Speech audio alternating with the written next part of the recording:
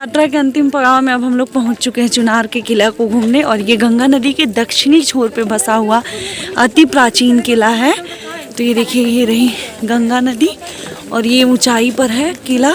जैसा कि आपको पता है कि कोई भी किला या दुर्ग जो होता है वो किसी नदी के किनारे बनाया जाता है और जो दीवारें होती हैं वो बहुत ऊंची ऊंची होती थी ताकि शत्रु के आक्रमण से किले और दुर्ग को बचाया जा सके। ट्रिप का आखिरी पड़ाव था चुनार किला। चुनार के किले में और सामने आप देख सकते हैं चुनार के किले का जो बैनर लगा हुआ है। और मैं आपको बता दूं कि किले के खुलने का समय है सुबह 7 बजे और शाम के 5 बजे ये किला बंद हो जाता है। तो सुबह 7 बजे से लेकर शाम के 5 बजे तक आप आ सकते हैं और चुनार के किले में घूम सकते हैं और भारत के प्राचीनतम इतिहास के अवशेषों से अवगत हो सकते हैं। तो सामने बहुत सारे बैनर हैं चुनार के किले का जिसमें इतिहास और नक्शा वगैरह है। और ये निर्माण खंड भारत उत्तर प्रदेश राज्य पुरातत्व विभाग के द्वारा किले के मुख्य द्वार के पास आप देख सकते हैं सशस्त्र पुलिस परीक्षण विद्यालय प्रशिक्षण विद्यालय चुनार के साथ साथ ये चुनार के किले का मुख्य प्रवेश द्वार है। काफ़ी थक चुकी है और इसे अब नींद आ रही है। और ये चढ़ाई की जगह पे हम आ चुके हैं। यहाँ पे सम्राट अशोक का जो शिलालेख है और ये सब हमारे दोस्त लोग। ये देखिए, फ़ोटो खिंचवाने के लिए क्या क्या करना पड़ता है। कुछ ज़्यादा ही मेहनत कर रही हैं आस्था।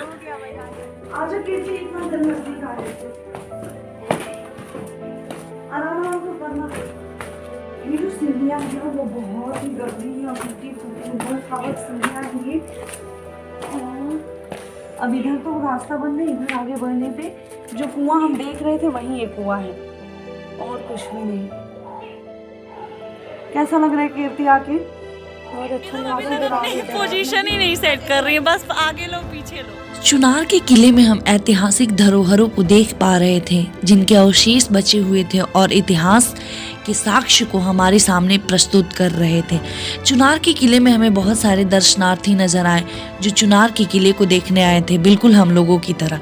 तो सबसे पहले हमने चुनार के किले के किनारे की दीवारों को देखा जो कि किले की चारों ओर से घेराबंदी करने के लिए ऊंची ऊंची दीवारें बनाई गई थी और नीचे ऐसा कहा जा रहा था कि फांसी खाना था जहां दोषी पाए जाने व्यक्ति को फांसी दी जाती थी।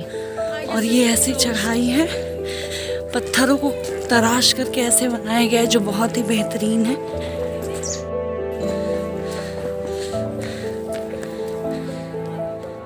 तो अब हम चुनार के किले की ओर प्रवेश कर चुके थे और सबसे पहले हमें केंद्र में स्थित कुछ कलाकृति शिलालेख दिखाई दिए और उसके चारों ओर छोटी छोटी कैद खाने की तरह बनी हुई इमारतें दिखाई दी।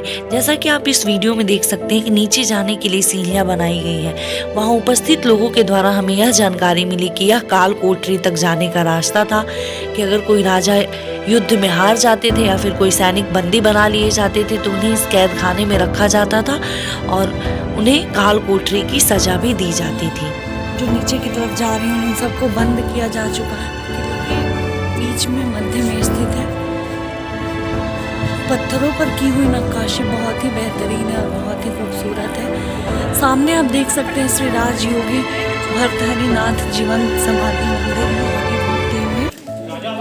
मैं आपको दिखा रही हूँ कि हमारी प्रोफेसर मैम लोगों ने अभी भी हम लोगों की फ़ोटो क्लिक की और अभी वो लोग अपनी फ़ोटो क्लिक करवा रही हैं और काफ़ी थक गई हैं क्योंकि सुबह से ही हम लोग निकले हुए हैं घूमने के लिए। और मैं एक एक करके आपको और भी बाकी इस किले के महत्वपूर्ण चीज़ों को दिखाती हूँ।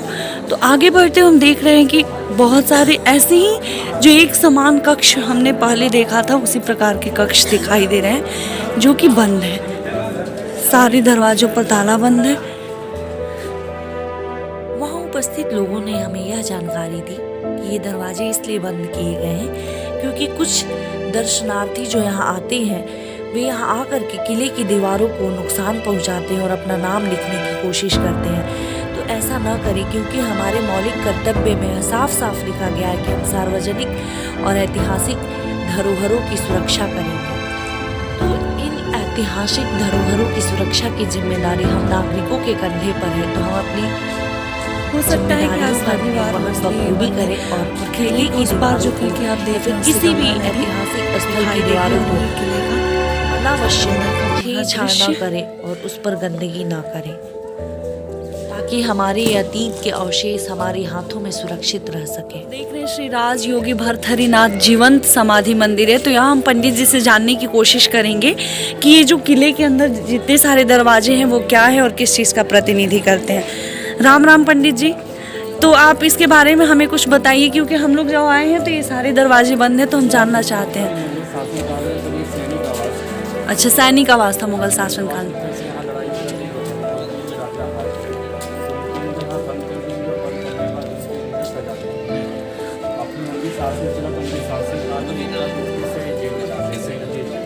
सेंट्रल जेल, हाँ, जो सिंघिया है। अच्छा,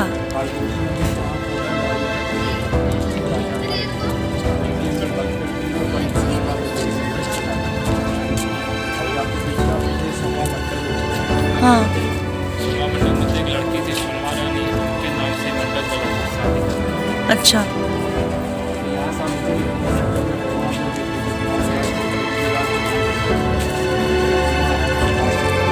उधर जाने का रास्ता कैसे है? अच्छा, अच्छा। और ये जो समाधि है इसकी क्या मान्यता है? खत्री महाराज जी, खत्री महाराज पहले राजा से योगी हुए थे, जी, और बाबा भोलेनाथ जी, जी।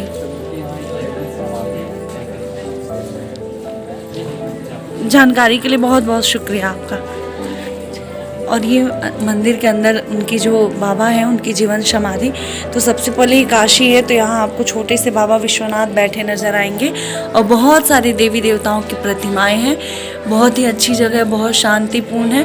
पंडित जी ने हम लोग को इजाज़त दी है अंदर जाने की। तो ये बाबा की समाधि स्थल है, समाधि स्थल है, बहुत ही शांत जगह है और धूप अगरबत्तियों की खूब भीनी भीनी खुशबू, माहौल शांत है। आपको बहुत ही सुनाएंगे कि समाधि स्थल की क्या क्या मान्यताएं हैं। यहाँ देखिए ये समाधि स्थल है काली खत्री महाराज की। जी, जी पंडित इनका बना था वो जैन राजा थे। जी, वो जैन राजा थे, अपनी राजपाट छोड़े योगी हो गए। जी, योगी हो गए तो बाबा भोलेनाथ जी, वाले गए थे। यहाँ एक तप करने वाले, उसमें एक किला नहीं था, मतलब ये पूरी पहाड़ था और पीछे गंगा नदी देखिए उत्तर जी, जी, तो खुद एक गुफा टाइप बनवाए, अंदर बैठ गए, तो इस समाधि में बैठे। कुछ दिन बाद इनके भाई आए विक्रमादित्य। तो विक्रमादित्य आए तो बोले भैया आप घर चलिए राजपाट देखने। तो बोले भैया हमसे राजपाट से कोई मतलब है नहीं, अगर हम घर जाएंगे तो मेरी समाधि तो एक खंड हो जाएगा। जी, तो विक्रमादित्य इनके कारण से किले से पूरा बाउंड्री कर तो इनकी हमारी जीवन समाधि है भर्तृहरि महाराज की। और इनकी समाधि लेने के बाद तो आप नाम सुने औरंगजेब नाम सुने? जी, जी, तो औरंग जानते हैं हर जगह हिंदू मंदिर बनवाना। जी, तो ये समाधि फंसा है, तो औरंगजेब का हर कोई समाधि से अगर कोई आवाज निकलेगा तो हम मानेंगे इस समाधि में कोई शक्ति है, कोई पावर है। जी, अगर आवाज नहीं निकलेगा तो यहाँ एक करवा देंगे। तो पूरी मंदिर था, मंदिर पूरा गिरवा दिया। जी, तो इस समाधि में तोड़ने पे यहाँ बीच में एक छेद है। यहाँ जो घन वाले लोग घन मारते मंत्र जो काले काले घोड़े होते हैं, जी, लाखों संख्या में हैं बिन्ने काटने। जी, तब औरंगजेब कहा गरम तेल डालूंगा, गरम तेल डालने से जी, गरम तेल डालते जाए, घोड़े और चार दुगने बेसी होते जाए। तब औरंगजेब ये समझ गया ये कोई समाधि में कोई शक्ति है, कोई पावर है। जी, तब आखिरी में ये चार खम्भे हैं पत्थर थे, ये खुद औरंगजेब लगवाया और ये फारसी पर लिख दिया औरंगजेब है। ये फारसी पर लिख दिया, चाहे हिंदू चाहे मुसलमान चाहे कोई बादशाह आएगा जी, तो इस समाधि की इज्जत करेगा और इस समाधि से कोई क्षति नहीं पहुंचाएगा। और एक समाधि में आप खासियत है, अगर यहाँ कोई आप मन्नत मांगे, अगर आपसे कोई मन्नत पूरी हो, जी, अगर आपके मन में कोई श्रद्धा है, कोई विश्वास है, तो आप खुशी से और प्रेम से आप कच्चा तेल छोड़ेंगे, सरसों तेल, तो कुंड भर जाएगा। अगर आपके मन में छल है, कपट है, तो आप लाखों टीना आप तेल छोड़ दीजिए, कुंड कभी नहीं भरेगा। जैसे कोई मन्नत मानते हैं, मन्नत पूरी होती है, तो मन्नत में आप तेल दान करते हैं। देखिए, बहुत बहुत धन्यवाद। शुरुआत में जैसे ही आप मुख्य द्वार से अंदर आएंगे तो ये जो किले का सिरा है, दक्षिणी सिरा, तो यहाँ से आप गंगा नदी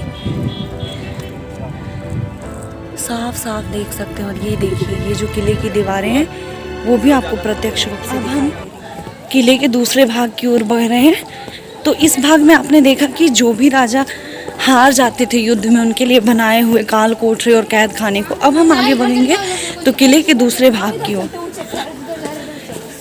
मुख्य दरवाजे पे लिखा हुआ निरीक्षण भवन चुनार।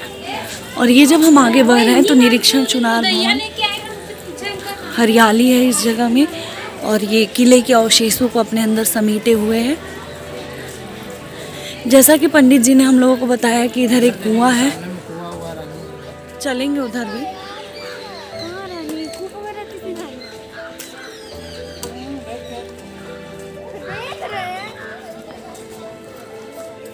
तो यहाँ आगे बढ़ते हुए हमें आ गए, ये जो कुआं है ये बहुत ही बड़ा है।